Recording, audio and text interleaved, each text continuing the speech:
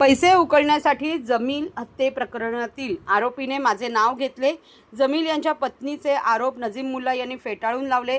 मनसेचे पदाधिकारी जमील शेख यांच्या पत्नी खुशनुमा शेख यांनी केलेले आरोप फेटाळून लावत माझ्या विरोधात खोटी माहिती देऊन बदनामी काही जण करत असल्याचे राष्ट्रवादीचे अजित पवार गट नेते नजीम मुल्ला यांनी बुधवारी पत्रकार परिषदेत सांगितले। माझ्याकडून पैसे उकळण्यासाठी आरोपी ओसामा याने हत्ये प्रकरणात माझे नाव घेतल्याचा दावा करत त्या संबंधाची चित्रफीत मुल्ला यांनी यावेळी दाखवली। मला बदनाम करण्यासाठी घाणेरडे राजकारण सुरू असल्याचा दावाही त्यांनी केला।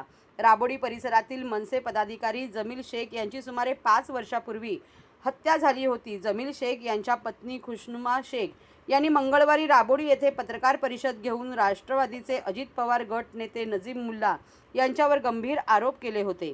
तसेच त्यांनी या प्रकरणातील आरोपी ओसामा याची एक चित्रफीत सादर केली होती। त्यात नजीम मुल्ला यांनी हत्येची सुपारी दिल्याचे या प्रकरणातील आरोपी ओसामा हा सांगत असल्याचा दावा त्यांनी केला। दरम्यान बुधवारी नजीम मुल्ला यांनी पत्रकार परिषद घेऊन खुशनुमा यांचे आरोप फेटाळून लावले। मी मुस्लिम समाजाचा नेता बनत आहे, हे एका व्यक्तीला पाहवत नाही। माझे नेतृत्व संपवण्यासाठी हा प्रकार सुरू आहे, असे त्यांनी सांगितले। जमील शेख यांच्या पत्नीने जी चित्रफीत दाखवली आहे त्यात ओसामा यांनी त्यांचे नाव घेतले आहे। ती व्यक्ती पत्रकार परिषदेवेळी खुशनुमा यांच्या बाजूला उभी होती, असा दावा मुल्ला यांनी केला। जमील यांची हत्या करणाऱ्या एका आरोपीला भेटण्यासाठी जमील यांचे कुटुंबीय रुग्णालयात गेले होते।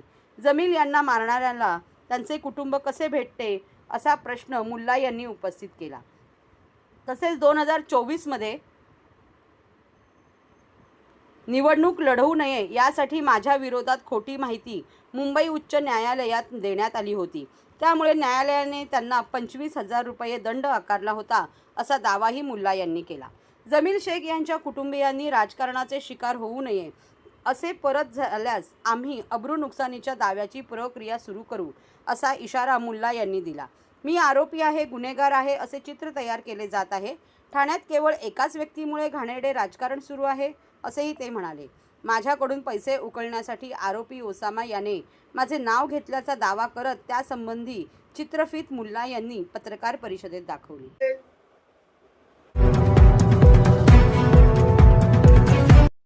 नागरिकांना आवाहन करण्यात येत आहे की सध्या डासांमार्फत पसरणाऱ्या डेंग्यू या आजाराचा प्रसार रोखण्यासाठी प्रत्येकाने पुढील प्रमाणे कार्यवाही करावी। डेंग्यू आजार एडिस इजिप्ती हा डास चावल्याने होतो। या डासांची पैदास साचलेल्या किंवा साचवलेल्या स्वच्छ पाण्यामध्ये होते। 8 दिवसांपेक्षा जास्त दिवस पाणी उघडे व साचून राहिल्यास त्यात डास अंडी घालतात। अंड्यांच्या अळ्या तयार होऊन पुढे डास तयार होतात। यासाठी आपल्या घरातील पाणी साठे, उदाहरणार्थ बॅरल्स, पिंपे, टाक्या, हौद, रांजणे इत्यादी दर आठवड्याला रिकामे करून घासून पुसून कोरडे करून पुन्हा भरावे। 1 दिवस कोरडा दिवस म्हणून पाळावा। पाणी साठ्यांना घट्ट झाकणे बसवावीत किंवा जुनी साडी, चादर, धोतर यांनी बांधून झाकून ठेवावीत, म्हणजे डास त्यात जाऊन अंडी घालणार नाहीत। घराच्या गच्चीवर, आजूबाजूला, अंगणात कोठेही पाणी साचू देऊ नये। भंगार सामान उघड्यावर टाकू नये, उदाहरणार्थ टायर्स, प्लास्टिक सामान, कुंड्या, टाकाऊ वस्तू इत्यादी। अशा सामानात पावसाचे पाणी साठून त्यात डेंग्यूच्या डासांची पैदास होते। घरातील कूलर्स, फ्रीजच्या पाठीमागील ट्रे हे देखील वेळोवेळी कोरडे करावेत। लक्षात ठेवा, नुसत्या फवारणीने डास घनता कमी होत नाही, तर त्यासाठी डास पैदास ठिकाणे नष्ट करणे ही आपल्या सर्वांची जबाबदारी आहे। कोणताही ताप अंगावर न काढता जवळच्या शासकीय रुग्णालयात मोफत औषधोपचार घ्या। अशा प्रकारे नागरिकांनी सहकार्य केल्यास डेंग्यूचा प्रसार रोखणे सहज शक्य आहे।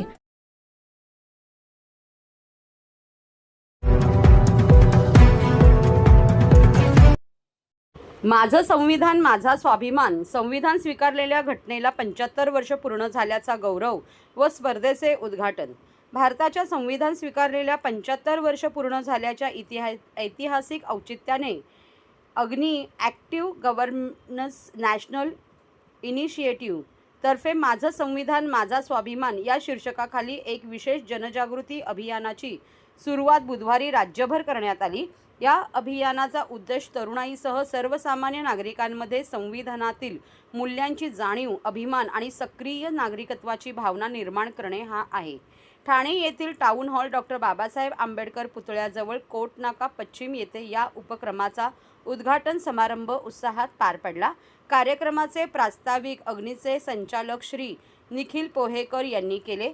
त्यांनी या अभियानामागील उद्दिष्टे स्पष्ट करत संविधानाचा सर्वांगीण अभ्यास का गरजेचा आहे हे अधोरेखित केले.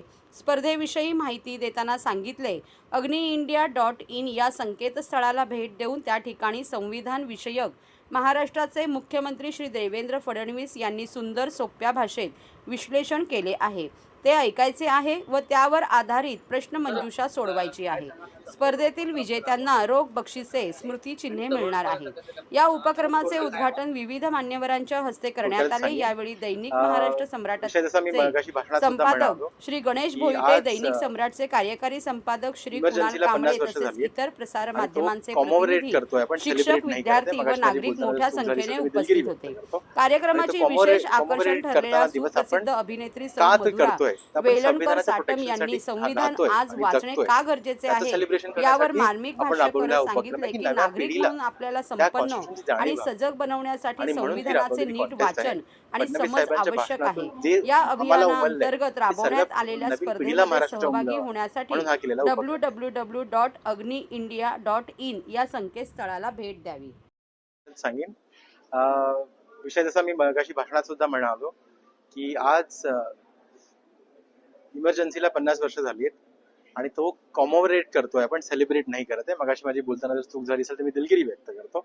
आणि तो कॉमोरेट करताना दिवस आपण का तो करतोय, तर आपण संविधानाच्या प्रोटेक्शनसाठी राहतोय आणि जगतोय, त्याचं सेलिब्रेशन करण्यासाठी आपण राबवलेला उपक्रम आहे की नव्या पिढीला त्या कॉन्स्टिट्यूशनची जाणीव व्हावी.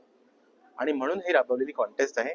फडणवीस साहेबांच्या भाषणातून जे आम्हाला उमललंय ते सर्व नवीन पिढीला महाराष्ट्राच्या उमलवावं म्हणून हा केलेला उपक्रम आहे. पण विचारणार आहे काय का काय सगळ्यात आधी मला स्वतःला या मोहिमेबद्दल आज कळलं आणि मला ही अतिशय महत्वपूर्ण गोष्ट आहे असं वाटतं आणि ही तरुण पिढीपर्यंत पोहोचणंही महत्वाचं आहे. त्यामुळे हा जो एक उपक्रम या निमित्ताने केलाय 25 जून आपण ही तारीख संविधान हत्या दिवस म्हणून आठवतो, तर मला असं वाटतं की या दिवशी मुलांना किंवा तरुणांना आपल्याला काय देता येईल, तर काय इतिहासात झालंय याच्यावर आपण त्रास करून घेणं किंवा त्याच्यावर चर्चा करण्यापेक्षा नवीन काय करता येईल हा विचार कुठेतरी अगदी मांडता आहे. आणि म्हणून या संविधानाची ओळख करून देतात आणि एक स्पर्धा त्या निमित्ताने आयोजित केली, कारण तरुण पिढीला जरा त्यांच्या वयाचं होऊन सुद्धा आपण काहीतरी दिलं पाहिजे आणि म्हणून या स्पर्धेचं आयोजन केलेलं आहे. आणि मला खात्री आहे की इथे उपस्थित सगळेजण या स्पर्धेत भाग घेतील. या निमित्ताने ही जागरूकता निर्माण होईल की आपलं संविधान काय आहे, आपलं संविधान काय सांगतं.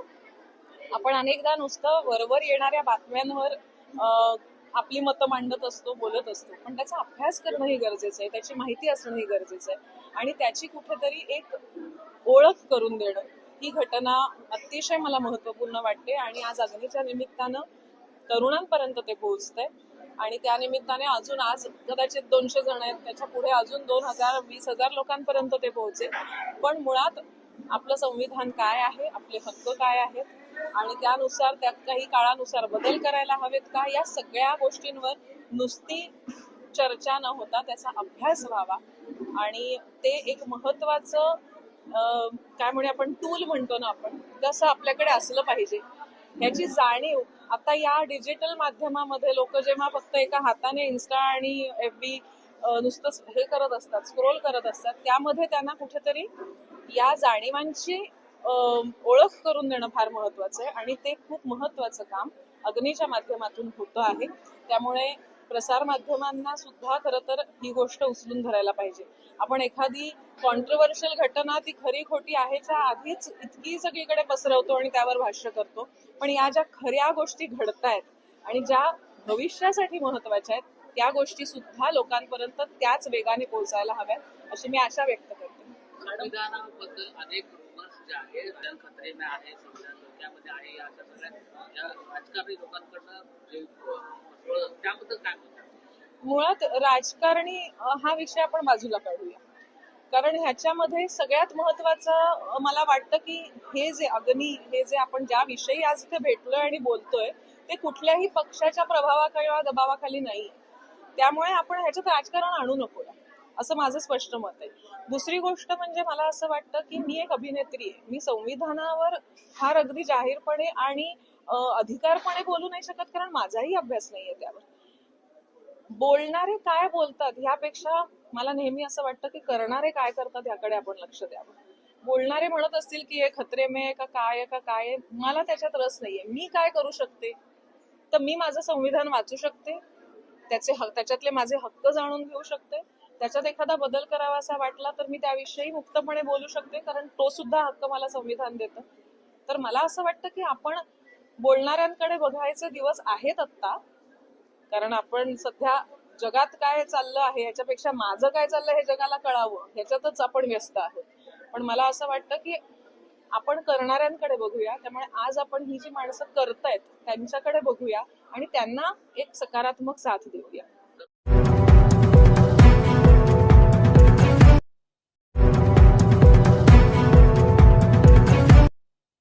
1 जुलैपासून रेल्वे प्रवास महागणार. 1000 किमी प्रवास करण्यासाठी 20 रुपये जास्त खर्च. 1 जुलैपासून रेल्वे प्रवास महाग होऊ शकतो. नॉन AC मेल एक्सप्रेस गाड्यांचे भाडे प्रति किलोमीटर 1 पैशाने आणि AC क्लासचे भाडे प्रति किलोमीटर 2 पैशाने वाढू शकते. इकॉनॉमिक टाइम्सने सूत्रांच्या हवाल्याने ही माहिती दिली आहे. सर्व बदल 1 जुलैपासून लागू होतील. जर तुम्ही या तारखेनंतर तिकीट बुक केले तर तुम्हाला नवीन दरानुसार भाडे द्यावे लागेल. रेल्वेने शेवटचे प्रवासी भाडे 220 मध्ये वाढवले होते. भारत सरकारने गेल्या 5 वर्षापासून रेल्वे तिकिटाच्या किमतीत कोणताही बदल केला नव्हता. रेल्वेला येणाऱ्या वाढत्या खर्चाच्या आणि देखभालीच्या खर्चाच्या पार्श्वभूमीवर हा निर्णय घेण्यात आला आहे. तथापि ही वाढ अगदी नाममात्र आहे, जेणेकरून सामान्य प्रवाशांवर जास्त भार पडणार नाही. रेल्वेने नॉन AC मेल एक्सप्रेस गाड्यांचे भाडे प्रति किलोमीटर 1 पैशाने वाढवले, तर AC वर्गासाठी जसे की 2 टियर AC 3 टियर प्रति किलोमीटर 2 पैशाने वाढ होईल. म्हणजे जर तुम्ही 500 किमी प्रवास करत असाल तर तुम्हाला नॉन AC मध्ये 5 रुपये आणि AC मध्ये 10 रुपये जास्त द्यावे लागू शकते. 1000 किमीच्या प्रवासासाठी तुम्हाला AC मध्ये 20 रुपये आणि नॉन AC मध्ये 10 रुपये जास्त द्यावे लागतील. ही भाडेवाढ सर्व गाड्यांवर लागू होणार नाही. दुसऱ्या श्रेणीतील 500 किमीपर्यंतच्या प्रवासासाठी कोणतीही भाडेवाढ करण्यात आलेली नाही. याचा अर्थ असा की कमी अंतराचा प्रवास करणाऱ्या बहुतेक प्रवाशांना पूर्वीसारखेच भाडे द्यावे लागेल. जर अंतर 500 किमीपेक्षा जास्त असेल तर त्यांना प्रति किलोमीटर अर्धा पैसा जास्त द्यावे लागतील.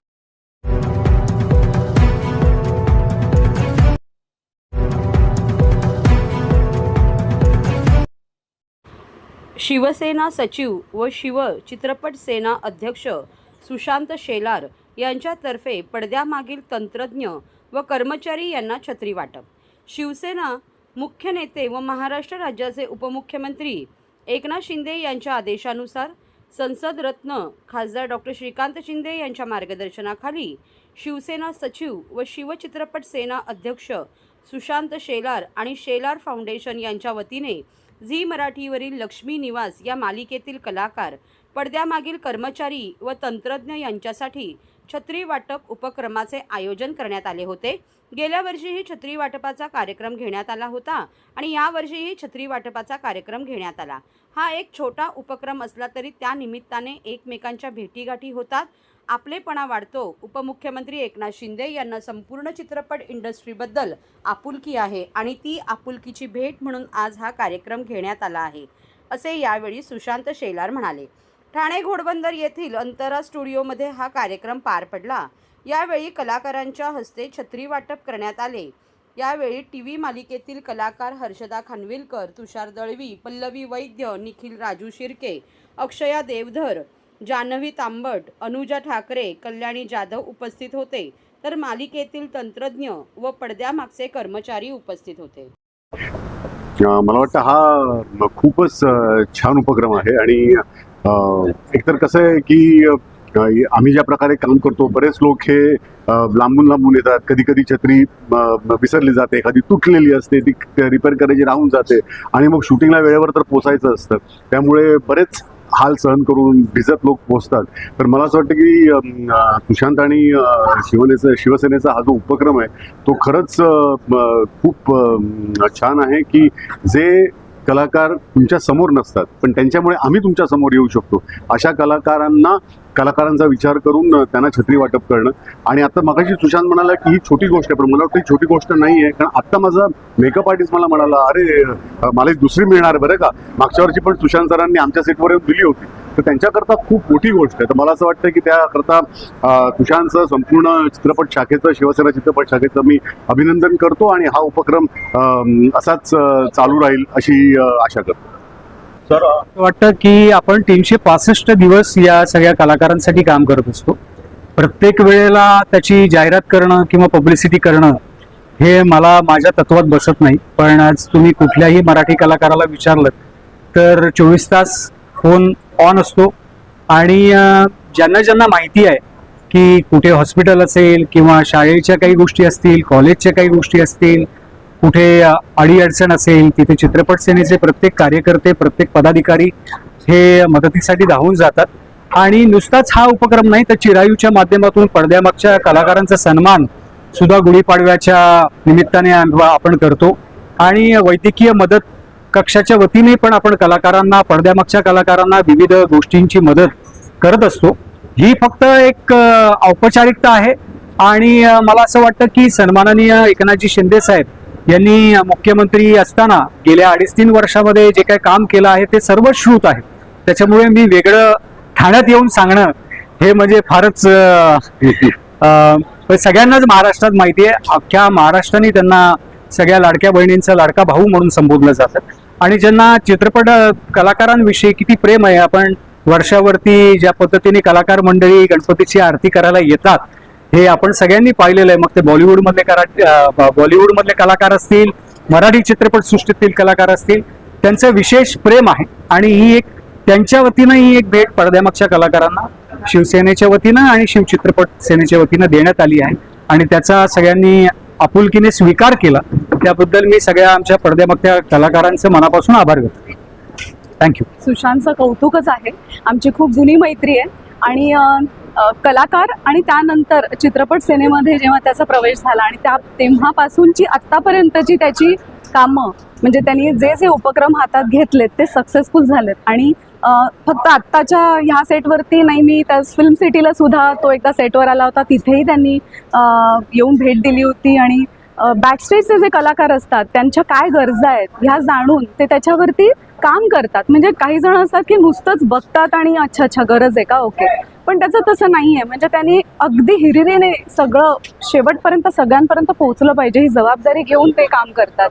चिरायूचा पण आता उल्लेख केला, त्याबद्दल पण मला बोलावंसं वाटतं की बॅकस्टेज जे वर्कर्स असतात आणि कलाकार असतात त्यांचा मान कधीच होत नाही. पण शिवसेनेच्या वतीने चित्रपट सेनेच्या वतीने शेलार मामा फाउंडेशन यांच्या अंतर्गत ते हा उपक्रम राबवत असतात आणि तो सक्सेसफुली गेले कित्येक वर्ष कार्यरत आहेत त्यात ते. आणि मला खरं तर शुभेच्छा द्यायच्या आहेत, कारण इतके वर्ष जो चालू असलेला उपक्रम आहे तो सक्सेसफुल झाला आणि यापुढेही सक्सेसफुल होईल त्यासाठी. थँक्यू. काय आता हे काही नवीन नाही आहे, कारण मला वाटतं शिवसेना ही एक अशी गोष्ट आहे की जी त्या वेळेची ती गरज ओळखून मदतीचा हात नेहमी पुढे करत असते.